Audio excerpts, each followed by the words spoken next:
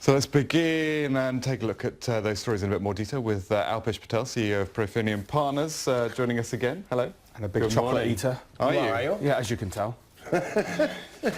They can't see your stomach. Neither can I. Your feet, you mean? Yeah, my feet.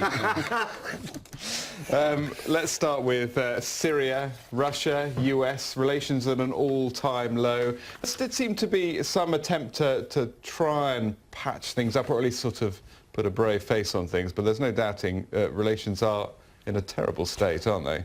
Do you know, I think beyond just the relations, this story is probably the most important of the day, if not of the week. And I think, unfortunately, I think a lot of people are going to miss it, which is the Russians vetoed at the UN yesterday a UN investigation into who launched the chemical attack.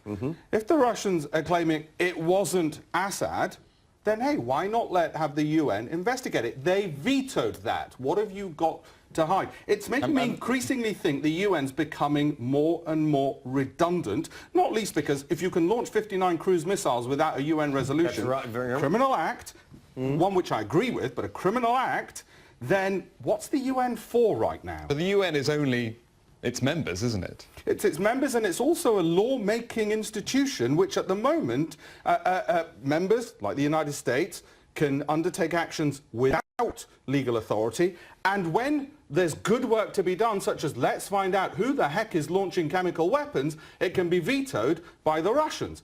It's pointless. It's completely redundant at the moment. It is the 8th time, though, isn't it? 8th time that Russia has stepped in to protect its ally. Yes, and it's vetoed every single and you know what? And I think we're missing the bigger picture again, which is ISIS. It's not Assad.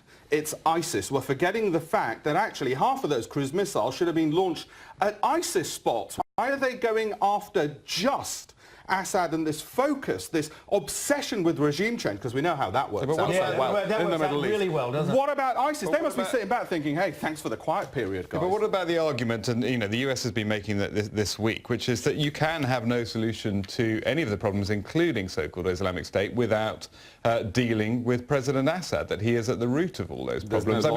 There's absolutely no logic to that. You can deal with Assad next, because clearly we can't deal with more than one thing at a time. Deal with Islamic State first. You can Assad, the Russians. But Islamic State wouldn't have existed without the civil war and President Assad. I mean, you know, to deny it, you can't deny it. Wait a minute. It is where it is now, and we need to get rid of it as a #1 threat to Western civilization, probably. Then we'll worry about Assad and whether or not there needs to be a regime change.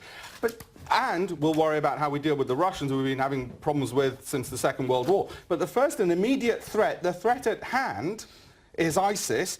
And absolutely, we need to work out why these chemical weapons, where they were launched by, who they were behind it. But first and foremost, ISIS. Okay.